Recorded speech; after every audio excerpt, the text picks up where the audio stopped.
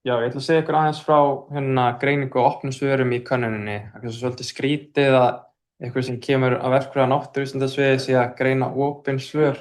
En ég er semst að nota aðferðafræði sem gerir mig kleift að beita svona meginlegum aðferðum til þess að greina þessi opnu svör. En þetta eru þessar spurningarnar sem voru opnar í könnuninni og ég er að taka fyrir sérstaklega þessar sem eru feitletraðar og ætla byrjum bara á aðferðafræðinni. Þess að við erum bara með eitthvað svar í könnuninni og þetta eru semst rúmlega 1200 opin svör og ég er búinn að lesa þessi svör líka sjálfur og það var mjög gaman að sjá hvað voru fjölbreytt svör sem við fengum. Þess að síðan er mállíkan sem fær fyrirmæli það hvernig það á að meta svarið og þemagreina það og það var nokkur þem sem kom til greina fyrir hverja spurningu. Metur líka til dæmis hvort að lindið sé jákvætt eða neikvætt eða hlutlaust og hvaða áskoranir er verið að tala hvort þetta séu svona minniháttar eða alvarlegir hlutir sem er verið að benda á og svo hvort það sé komið með eitthvað svona dæmi hvernig þetta leysa málið að taka á því og þá kemur út svona merkt svar og það er þá meginlega sem er hægt að sýna og greina.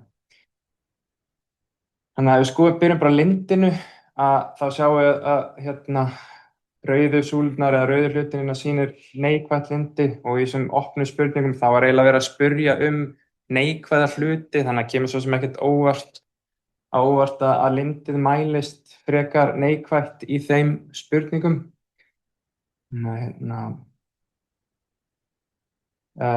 En sem byrjun á þessari spurningu, hverjar eru þínum að þetta helstu áskoranir eða áhyggjuefni varðandi notkun kennara á gervigreind í kennslu? Og þá er þetta þau þemu sem að vera að greina. Þau eru semst röðu bara eftir í hversu algeng þau voru eða hversu oft þau komið fram. Sjáum á næstu glæru dreifinguna. En það er semst flestir hafa áhyggjur efnisgæðum og áreiðanleika. Það er semst hætta á að gervigreind skapi rangt úrelt eða villandi efni sem stenst fræðilegar kröfur. En þetta er megin áhyggjuefnið. Oftrú og gagnrýnisleysi. Kennarar reiða sig of á tæknina án þess að beita nauðsynlegri gagnrýni eða samprófun. Færni og þekkingarrýrnun, hætta á að fagleg færni og sérþekking kennara rýrni við of mikla notkun tækninnar. Dofnun gagnrýninnar hugsunar, áhyggjur að dregið hafi úr hæfni kennara eða nemenda til sjálfstæðrar og gagnrýninnar hugsunar. Síðan ætla ég ekki að fara yfir hitt en við birtum vantarlega glærurnar þannig að við getum skoðað þetta allt ítarlega. En svona er dreifingin, þannig að þessi 4 atriði eru svona þessi helstu atriði sem fólk er að benda á þegar lýsir þessum áskorunum við notkun gervigreindar. Og eru svo nokkur dæmi, bara til að sýna ykkur líka hvernig aðferðafræðin virkar. Þannig segir ykkur skortur á tíma og aukin krafa að gera hlutina hratt verður til þess að gervigreind er nýtt og niðurstöður frá henni ekki skoðar með gagnrýnum hætti. Og þá er þetta flokkað, verður að tala tímaskort, oftrú og gagnrýnisleysi. Þannig að sérhvert svar er flokkað og getur verið í mörgum flokkum.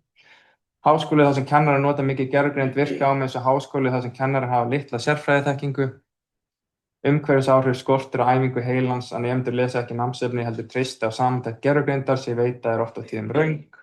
Hérna er líka verið að flagga siðferði og umhverfismál og efnisgæði og það er svolítið oft komið inn á þessi umhverfismál og það væri kannski áhugavert að halda áfram með þá umræðu seinna. En ég vildi bara sýna ykkur þessi svör, þetta er mjög áhugavert að skoða, endurspegla svo fjölbreytta þætti. Stundakennarar á mjög lágum launum fá nú þegar ekki greitt fyrir stóran hluta þeirri vinnu sem fylgir kennslu og ekki raunhæft að ætlast til þess að við notum enn stærri hluta á eigin tíma en þegar er gert til þess að læra á gervigreind. Ég hef helst áhyggjur af því að gagnrýnin hugsun kennara minnki, að þeir fari að stóla of mikið á gervigreindina. Þess vegna er svo mikilvægt fyrir okkur kennarana að læra að nýta hana sem hjálpartól og stuðning við það sem við erum þegar að gera. Þannig að þetta er svona meira kannski aðeins jákvæðara með opin augu gagnvart gervigreindinni. Að kennarar treysta of á upplýsingar frá gervigreind sem sannarlega hefur ekki greind. Þannig þynnist út efnið sem við erum að kenna nemendum og hætta á rangar upplýsingar og skýringar fara af stað. Þetta er náttúrulega bara áhyggjumni okkar margra, trúi ég. Það er alltaf áskorun hversu stórar eða hversu neikvæðar er ómögulegt að vita núna. Það er alltaf áskoranir hversu stórar eða hversu neikvæðar er ómögulegt að vita núna. Ég er aðalega með spurningar, hver eru áhrifin á umhverfið, hvaða áhrif hefur þetta á færni nemenda, munum við að endingu snúa okkur að low-tech eða gamaldags námsmatsaðferðum vegna umfangs og eðli gervigreindar í kennslu á námi. Síðan eitt á ensku hérna, AI is a misnomer and propagating the impression that these tools are any kind of intelligence is dangerous. They are large language models designed to produce text that looks right and makes grammatical sense. At best, they are unreliable search engines or a curiosity to explore from a computer science perspective. Þannig eins og ég sjáu, það mjög fjölbreytt viðhorf sem koma hérna fram í þessum opnu svörum. Þegar kemur að mjög sérhæfðum verkefnum ekki hægt að treysta því að gervigreind komi með skynsamlegt svör. Síðan var hérna næsta spurning, hverjar eru að þínu mati helstu áskoranir áhyggjuefni varðandi notkun nemenda á gervigreind í námi? Og eins og við sáum hérna hjá Ástu áðan, þá var svona talsvert neikvæðara viðhorf við þeirri spurningu. Og þá hérna mest verið að hafa áhyggjur af dofnun gagnrýninnar hugsunar, hæfni nemenda til að greina, meta og mynda sér sjálfstæðar skoðanir fyrir dvínandi án æfingar, yfirborðslega nálgun, nemendur skila verkefnin án djúps skilnings og vinna aðeins það sem nauðsynlegt til að klára, útvistun hugsunar, nemendur fela tækninni alla hugarsmíð og úrvinnslu í stað þess að taka sjálfur á í krefjandi verkefni, svona flýtilega menning, shortcut mentality, áhersla er lögð að ljúka námi með minnsta mögulega fyrirhöfn í stað þess að meta virði námsferilsins. Svo hérna sjáum við dreifinguna, það kannski 5. atriði líka hérna rýrnum grunnfærni sem ætti nefna, undirstöðukunnáttu í ritun, málnotkun og uppbyggingu texta, hrakar vegna skorts á eiginlegri þjálfun. En þetta þessi svona 5 atriði sem mest verið að benda á. Skulum skoða líka nokkur dæmi það hvernig hérna þessari spurningu var svarað. Stærsta áskorun svo að nemendur fara að láta gervigreindina hugsa fyrir sig. Það mikið auðveldara að bera kennsla gott svar annarra en að búa til sömu góðu svör sjálfur. Þetta myndar gildru í notkun gervigreindar. Og mér finnst þetta svolítið áhugaverður punktur út að fólk hefur svolítið verið að tala erum við að, hérna, ég þeirra skoðunar að fólk þarf að geta skilið það sem að gera til að geta metið það. En síðan sumir sem kannski meira farnir að hallast að því að við erum að fara að minnka það að þjálfa nemendur í því að gera hluti og fara að þjálfa meira í því að fara yfir hluti og staðfesta réttmæti, sem það sem maður þarf að gera þegar maður er að nota gervigreind. Sjálfstæð hugsun og hæfni til að leysa verkefni er grundvallaratriði í háskólanámi, hættan er sú að nemendur noti gervigreind gagnrýnislaust. Að þeir treysti svörin gervigreindar í blindni að þess að sannreyna þau og þeir noti svör frá gervigreindinni beint á heimaverkefni án hugsunar, þannig að þegar kemur að prófum þar sem þau geta ekki nota gervigreind eru þau verið stödd. Að nemendur treysti og styðjast of við þær upplýsingar sem gervigreindin kemur upp með og sé ekki nægilega gagnrýnar þær, velta ekki fyrir sér siðferðislegum spurningum varðandi notkun gervigreindar. Það verður mjög fínt að nemendur myndu nota gervigreind til að öðlast meiri og dýpri skilning á námsefni. Ég reyndar hins vegar hætta af freistnivanda þegar stutt í skilafrest á verkunum að nemendur treysti of á texta, beint frá spjallbottum með skiljanmælinn málskrifum frá þeim sem sína eigin. Þannig aðeins lengra. Ég á erfitt með að svara spurningunum hér að framan áhrif gervigreindar í námi þar sem ég hef ekki forsendur til að leggja mat á það. Ég held að gervigreind geti haft og hefur nú þegar margt jákvætt fram að færa, en það getur verið með svo margvíslegum hætti sem henni beitt og fer allt eftir viðfangsefni námsins hversu jákvæð eða gagnleg sú notkun er. Þar sem markmiðið er að fá nemendur til að hugsa, ígrunda og leggja mat á eitthvað, þá þarf að finna leiðir til að stuðla að því. Gervigreind gæti þá verið nýtt sem leið til að fá nemendur til að hugsa eða varpa ljósi á eitthvað fyrirbæri, en kennslufræðilega sé að misskilningur nemandans ávallt mikilvægari og meira metin en rétt svar gervigreindarinnar. Sleppum þessu í bili. Við vorum með könnunina bæði á íslensku og ensku og sáum svo sem ekkert mikinn mun á þessum þáttum í spurningunum eftir hvort við vorum að tala kennara, áhyggjur sem tengjast kennurum eða nemendum. Við vorum ekki að meta svo stöddu hvort það verið einhver tölfræðilega marktækur munur, en það er svo margt sem hægt að prófa á könnunum var svo löng. En síðan næsta spurning misnotkun nemenda. Hefur þú verið var eða vör við misnotkun nemenda á gervigreind ef svo lýst með dæmi? Og þetta er eiginlega svona svolítið svipuð þemu sem komið hérna fram sem fólk hefur mestar áhyggjur af. Númer 1 ekki vísað til notkunar, texti eða efni frá gervigreind nota beint í verkefni án þess að uppruna sé getið að vitna í það sem heimild. Verkefni alfarið frá gervigreind, nemendur skila verkefni sem að öllu leyti unnið að gervigreind og innihaldir ekkert frumsamið efni. Gervigreindar samin ritgerð, gervigreind notuð til að samin heildstæða ritgerð eða stærri textabálka í stað þess að nemendur skrifi sjálfur. Úrlausn heimaverkefna, gervigreind notuð til að svara spurningum með að lesa afmörkuð verkefni sem ætlað eru til heimanáms og svo framvegis. Þannig að það er svona mestar áhyggjur af því að nemendur séu bara að nota gervigreindina og skila frá sér efni sem þeir mögulega þá ekki einu sinni lesið yfir sjálf. Og hérna er spurt sko hvernig uppgötvaðir þú eða uppgötvaðir aðrir misnotkun nemenda á gervigreind.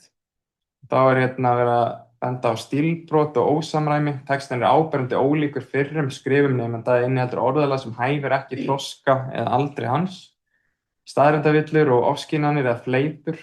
Verkefni inniheldur rangar fullyrðingar, rökvillur eða skáldaðar heimildir sem einkenna gervigreind.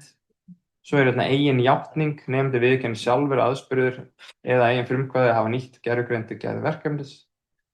Og síðan er ykkur að nota svona gervigreindaskanna eða svona greiningartól, sérhæfður hugbúnaður sem gefur þá til kynna háar líkur á texti sé vel unnin. Og hérna, þannig að það er svona aðalega verið að benda á að það sé ekki tilgreint það er ekki verið tilgreint að gervigreind sé notuð, en það er mjög áberandi að textin hafi líklega verið skrifaður á gervigreind. Og hérna er svo dæmin misnotkun og hérna finnst mér koma svo skýrt fram hvað kennurum er misboðið þegar sjá nemendur nota gervigreind án gagnrýninnar hugsunar. Seinasta misseri voru 4 nemendur í einu námskeiði af 20 sem notuðu gervigreind til að leysa sín verkefni, líka verkefni sem snéru að persónulegri ígrundun. Stundum er augljóst að verkefni var ekki snert af mannlegri hönd, en ég hef í raun ekkert til að sýna fram á það. Og er líka búin að ræða það svolítið að þó að texti sé flaggaður sem líklega skrifaður gervigreind af svona greiningartóli, þá er það ekki sönnun fyrir því að nemandinn skrifaði ekki textann. Nemandinn notaði gervigreind til að skrifa verkefni og gat ekki svara einföldum spurningum upp úr því. Og ég held að þetta sé eitthvað sem fólk er að sjá meira og meira. Að nemendur geti ekki eins og varið það sem þeir eru að skila. Ég hef fengið úrlausnir á heimadæmum sem eru greinilega beint upp úr gervigreindarmódeli því þau voru að nota aðferð sem þau hefðu ekki lært í mínum áfanga eða öðrum áfangum sem þau hefðu tekið. Og ég sé þetta líka að það verður kannski að leggja fyrir eitthvað dæmi og aðferðirnar sem eru notaðar til að leysa dæmin eru ekki úr námskeiðinu. Bæði með því að fá hana til að skrifa fyrir sig texta, taka saman upplýsingar, svara spurningum úr námsefni og leggja mat á innihald kennsluefnisins. Með því að skila verkefni það sem innihaldur augljóslega er fengið með aðstoð gervigreindar án röksemdafærslu eða mats á upplýsingum sem framkoma oft með lélegu málfari og texta. Í heimaprófi hafði ég lengi spurningu þess að nemendur átti að greina mynd og tók eftir því örfáum árum að of mörg svör voru rétt, að hátt sem stemmir við að þau hafa sett myndina inn í einhvers konar gervigreindar-greiningu. Þau hafa spurt gervigreind hvernig að leysa hina þessi verkefni, en oft á tíðum hafa svörin verið frumleg. Þetta er svona eina sem var kannski eitthvað smá jákvætt. En mér finnst svona eiginlega fyrsta dæmið þess að við sáum að nemendur sé að nota þetta til að leysa verkefni sem snýr að persónulegri ígrundun. Mér finnst þá er maður komið svo langt yfir strikið að ég veit ekki einu sinni hvort það sjáist í baksýnisspeglinum. Síðan voru þessi brýnustu málefni, hvað er að þínu mati mest aðkallandi varðandi gervigreind og kennslu í Háskóla Íslands? Og þá er þetta mest talað akademísk heilindi, viðhald fræðilegs heiðarleika og varnir gegn ritstuldi eða svindli sem fylgir aukinni notkun gervigreindar. Leiðbeiningar og reglugerðir, brýn þörf á skýrum reglum og viðmiðum frá yfirvöldum eða skóla hvernig má og má ekki nota tæknina. Síðan eru siðferðileg viðmið, fræðsla og vitundavakning nemenda, starfsþróun og þjálfun kennara. Það er mest verið að hafa ágjörðina af akademískum heilindum og þá væntanlega út af ritgerðum með verkefnum sem nemendur leggja fram eitthvað efni í sínu nafni án þess að tilgreina að gervigreind hafi mögulega verið notað. Síðan talað stuðningsþarfir. Hvað getur Háskóli Íslands gert að styðja þig betur varðandi notkun gervigreindar í kennslu? Og það er bara mest verið að tala með námskeið og starfsþjálfun, skýrar verklagsreglur og aðgang að hugbúnaði eins og hefur svo sem komið fram í glærunum minna undan. Og síðan flokkuðu hversu alvarlega þessar áskoranir væru í 4 flokkar, hvort þær voru minniháttar, miðlungsverulegar eða alvarlegar. Þá eru flestar áskoranir flokkaðar sem verulegar áskoranir sem fólk er að benda á í áskoranum kennara og áskoranum nemenda. Og þá eru þessar alvarlegustu raddir sem þær áskoranir sem voru flokkaðar sem alvarlegastar af gervigreindinni, notkun gervigreindar í stað þess að eigna sér þekkingu og leikni í framkvæmd. Allra þess að þátta, áskuli þar sem kennari sitja við kursum, gerðum að gervigreind, nemendur skilum verkefnum, skrifum að gervigreind og kennari fer yfir með gervigreind, geta alltaf staðið tómur. Nákvæmlega. Gervigreind er þróað af stórfyrirtæki með krafst sífellt aukinnar orku á meðan heimurinn brennur upp. Siðferðilega finnst mér ekki verjandi að nota gervigreind í kennslu. The teaching becomes embedded in what the AI provides, locked in an echo chamber, potentially rewriting the knowledge. Helsta áskorun kennara í dag er að búa til verkefni og próf þar sem nemendur geta ekki stytt sér leið með gervigreind, enda núllar hún út allan ágóða sem nemendur hafa af því að leysa verkefni. It will make students less independent. AI does not train students to write, think and research independently. Þeir nota lítið bættan eða breyttan texta í verkefni frá gervigreindarfornum, dregið getur úr hæfni að skrifa texta einn og óstuddur. Síðan að lokum fór ég aðeins yfir hvaða lausnir voru nefndar út af að það var verið að benda á vandamál og þá vildum við líka greina hvort það væri benda á einhverjar mögulegar lausnir samhliða því og það er þá aðalega verið kallað hérna eftir fræðslu og vitundavakningu, færniuppbyggingu og endurhannað námsmat. Þetta er svona helsta sem kom fram. Gagnrýnin hugsun er aðal áhyggjuefni varðandi nemendur. Gæði efnis og mikið traust á gervigreind eru aðal áhyggjur kennara. Og samræmt kalla á skýrar leiðbeiningar og 84% meta áskoranir nemenda alvarlegar eða verulegar eins og kom fram hjá Ástu líka hérna áðan og aðeins 18% leggja til lausnir, þannig að svona bil á milli áhyggjuefna og viðbragða, þannig að fólk er kannski bara að sjá vandamálið en ekki búið að finna lausnirnar á þessum vandamálum. Og það er smá munur eftir tungumálum og sviðum en ekkert sem við mældum endilega að vera margt við.